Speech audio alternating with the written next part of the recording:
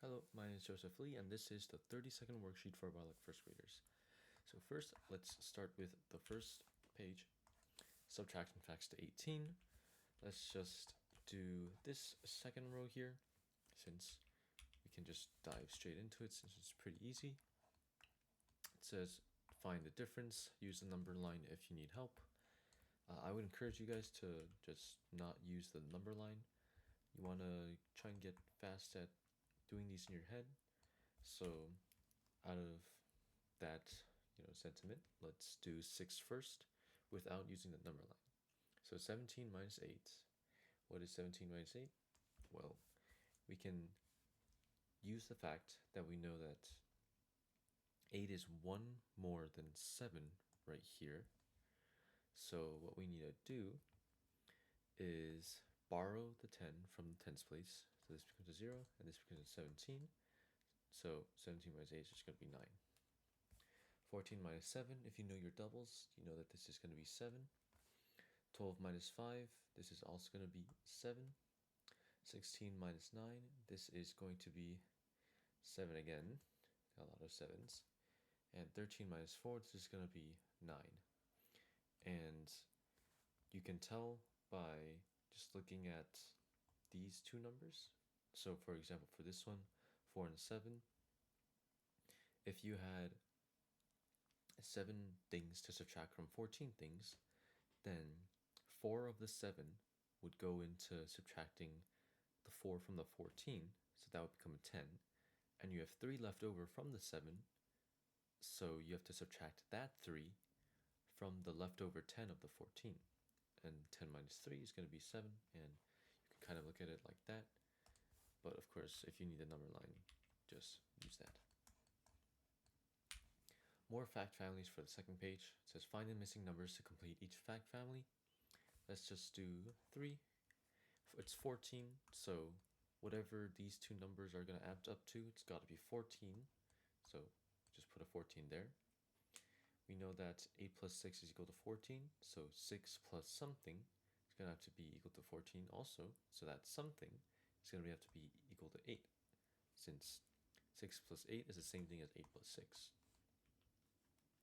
14 minus 8, we know that the numbers used is 6, 8, and 14. So 14 minus 8, we need to use one more number, which is the 6, and that number makes this equation true. 14 minus 6, same situation here, except now that 6 is used, we have to use 8, so 8 is going to be put here, and that also makes this thing true. Going on to the third page, we have a graph or table with pictures and information about glasses of lemonade sold. Let's do 1, 3, and 5 for now. 1 asks, how many glasses did Carolyn sell? So let's just look at Carolyn in the name column and count how many glasses there are for Carolyn. Now we have to remember that each of these pictures is equal to 2. So every time we see one lemonade picture, we have to add 2 glasses. So we'll just do that. Just start off with 2, and then add another 2, so that's 4, and then just keep going on. So 2, 4, 6, 8, 10, 12, 14, 16, and 18. So Carolyn sold 18 glasses of lemonade. Moving on to number 3, how many glasses did Carolyn and Colin sell altogether? Now we know how many glasses Carolyn sold, which is 18, so we can put 18 there. And it says sell altogether, so this means it's going to be a plus problem or an addition problem. So now the only thing we need to figure out is how many glasses Colin sold. So we could just count it again, but if you want to compare it with Carolyn, we see that there's only 1 picture left of the lemonade, so that means there's 2 glasses left, 2 glasses less than what Carolyn sold. So Colin would have sold 18 minus 2, which is 16 glasses. so he sold 16. And just adding this up, we have 8 plus 6 in the ones place, which is 14. Carry over the 1 from the 14, and then just do that, and then you should get 34. Let's going on to number 5. Omar sold more glasses than Jasmine. How many more glasses did Omar sell? So we need to find out Omar and Jasmine's amount of stuff sold. So we can just count this out: 2, 4, 6, 8, 10, 12 glasses, and 2, 4, 6, 8, 10 glasses here. So Omar sold 12. How many more? That means it's a subtraction problem.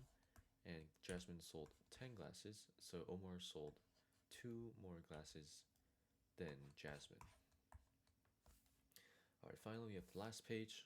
Let's just do 1 and 4. I want to make this a little quick. How many marbles does Joe have? We just look at his name right down here, Joe. Go all the way up, and we see that right here is where it stops. And the number of marbles on this axis is 6. So Joe has 6 marbles. And number 4 says Cindy has more marbles than Joe. How many more marbles does Cindy have? More marbles means there's a subtraction problem. And if we're subtracting from Cindy's amount of marbles, then we're going to have to subtract Joe's amount of marbles from that number. So let's look at what Cindy has. Just look at her name. Go up until it stops right there, and it says 8 marbles. So 8 minus 6 is 2 marbles. So Cindy has 2 more marbles than Joe. Alright, that's going to wrap it up for this lesson. Thank you for listening, and you have a good day.